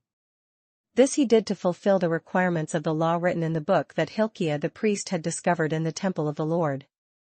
Neither before nor after Josiah was there a king like him who turned to the Lord as he did, with all his heart and with all his soul and with all his strength, in accordance with all the law of Moses.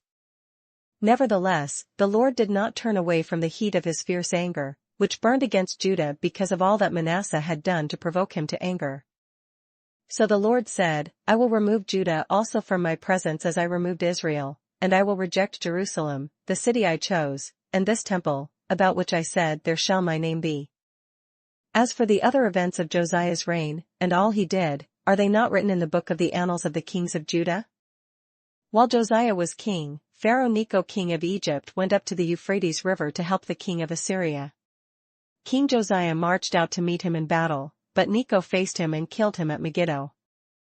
Josiah's servants brought his body in a chariot from Megiddo to Jerusalem and buried him in his own tomb. And the people of the land took Jehoahaz son of Josiah and anointed him and made him king in place of his father. Jehoahaz was 23 years old when he became king, and he reigned in Jerusalem for 3 months. His mother's name was Hamutal daughter of Jeremiah, she was from Libnah. He did evil in the eyes of the Lord, just as his fathers had done. Pharaoh Necho put him in chains at Riblah in the land of Hamath so that he might not reign in Jerusalem, and he imposed on Judah a levy of 100 talents of silver and a talent of gold. Pharaoh Necho made Eliakim son of Josiah king in place of his father Josiah and changed Eliakim's name to Jehoiakim. But he took Jehoahaz and carried him off to Egypt, and there he died. Jehoiakim paid Pharaoh Necho the silver and gold he demanded. In order to do so, he taxed the land and exacted the silver and gold from the people of the land according to their assessments. Jehoiakim was 25 years old when he became king, and he reigned in Jerusalem for 11 years. His mother's name was Zebidah daughter of Pedaiah, she was from Rumah. And he did evil in the eyes of the Lord, just as his fathers had done.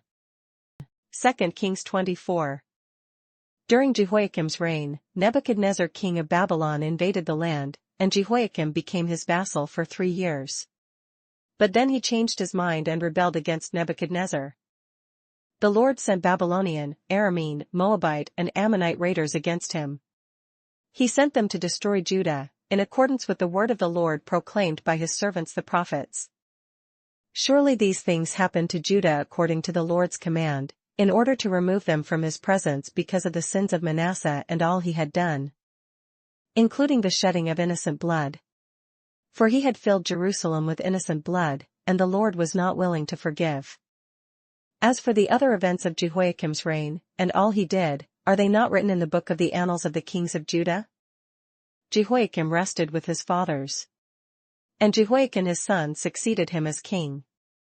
The king of Egypt did not march out from his own country again, because the king of Babylon had taken all his territory, from the Wadi of Egypt to the Euphrates River. Jehoiakim was 18 years old when he became king, and he reigned in Jerusalem for 3 months. His mother's name was Nehushta daughter of Elnathan, she was from Jerusalem. He did evil in the eyes of the Lord, just as his father had done. At that time the officers of Nebuchadnezzar king of Babylon advanced on Jerusalem and laid siege to it.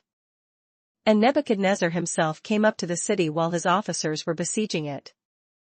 Jehoiakim king of Judah, his mother, his attendants, his nobles and his officials all surrendered to him. In the 8th year of the reign of the king of Babylon, he took Jehoiakim prisoner. As the Lord had declared, Nebuchadnezzar removed all the treasures from the temple of the Lord and from the royal palace, and took away all the gold articles that Solomon king of Israel had made for the temple of the Lord. He carried into exile all Jerusalem, all the officers and fighting men, and all the craftsmen and artisans, a total of 10,000. Only the poorest people of the land were left. Nebuchadnezzar took Jehoiakim captive to Babylon. He also took from Jerusalem to Babylon the king's mother, his wives, his officials, and the leading men of the land. The king of Babylon also deported to Babylon the entire force of 7,000 fighting men, strong and fit for war, and 1,000 craftsmen and artisans. He made Mattaniah, Jehoiakim's uncle, king in his place and changed his name to Zedekiah. Zedekiah was 21 years old when he became king, and he reigned in Jerusalem for 11 years. His mother's name was Hamutal daughter of Jeremiah, she was from Libnah. He did evil in the eyes of the Lord, just as Jehoiakim had done. It was because of the Lord's anger that all this happened to Jerusalem and Judah, and in the end he thrust them from his presence. Now Zedekiah rebelled against the king of Babylon. 2 Kings 25. So in the 9th year of Zedekiah's reign, on the 10th day of the 10th month, Nebuchadnezzar king of Babylon marched against Jerusalem with his whole army. He encamped outside the city and built siege works all around it. The city was kept under siege until the 11th year of King Zedekiah. By the 9th day of the 4th month the famine in the city had become so severe that there was no food for the people to eat. Then the city wall was broken through, and the whole army fled at night through the gate between the 2 walls near the king's garden, though the Babylonians were surrounding the city. They fled towards the Arabah. But the Babylonian army pursued the king and overtook him in the plains of Jericho. All his soldiers were separated from him and scattered. And he was captured. He was taken to the king of Babylon at Riblah, where sentence was pronounced on him. They killed the sons of Zedekiah before his eyes. Then they put out his eyes, bound him with bronze shackles and took him to Babylon. On the 7th day of the 5th month, in the 19th year of Nebuchadnezzar king of Babylon, Nebuzaradan commander of the imperial guard, an official of the king of Babylon, came to Jerusalem. He set fire to the temple of the Lord, the royal palace and all the houses of Jerusalem. Every important building he burned down. The whole Babylonian army, under the commander of the imperial guard, broke down the walls around Jerusalem. Nebuzaradan the commander of the guard carried into exile the people who remained in the city, along with the rest of the populace and those who had gone over to the king of Babylon. But the commander left behind some of the poorest people of the land to work the vineyards and fields. The Babylonians broke up the bronze pillars, the movable stands and the bronze sea that were at the temple of the Lord, and they carried the bronze to Babylon. They also took away the pots, shovels, wick trimmers, dishes and all the bronze articles used in the temple service. The commander of the imperial guard took away the censers and sprinkling bowls, all that were made of pure gold or silver. The bronze from the 2 pillars, the sea and the movable stands, which Solomon had made for the temple of the Lord, was more than could be weighed. Each pillar was 27 feet high. The bronze capital on top of one pillar was 4.5 feet high and was decorated with a network and pomegranates of bronze all around. The other pillar, with its network, was similar.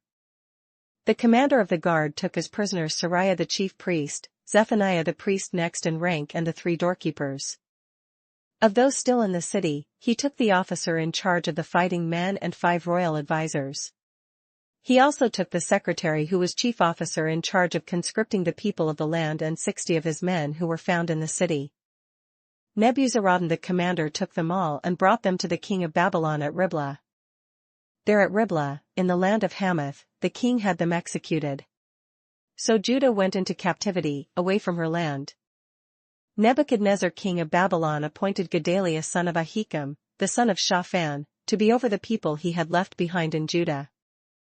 When all the army officers and their men heard that the king of Babylon had appointed Gedaliah as governor, they came to Gedaliah at Mizpah. Ishmael son of Nethaniah, Johanan son of Kareah, Seraiah son of Tanhumeth the Netophathite, Jazaniah the son of the Maccathite, and their men. Gedaliah took an oath to reassure them and their men. "Do not be afraid of the Babylonian officials," he said. "Settle down in the land and serve the king of Babylon, and it will go well with you." In the 7th month, however, Ishmael son of Nethaniah, the son of Elishama, who was of royal blood, came with 10 men and assassinated Gedaliah and also the men of Judah and the Babylonians who were with him at Mizpah. At this, all the people from the least to the greatest, together with the army officers, fled to Egypt for fear of the Babylonians. In the 37th year of the exile of Jehoiakim king of Judah, in the year Evil-Merodach became king of Babylon, he released Jehoiakim from prison on the 27th day of the 12th month. He spoke kindly to him and gave him a seat of honor higher than those of the other kings who were with him in Babylon. So Jehoiakim put aside his prison clothes and for the rest of his life ate regularly at the king's table. Day by day the king gave Jehoiakim a regular allowance as long as he lived.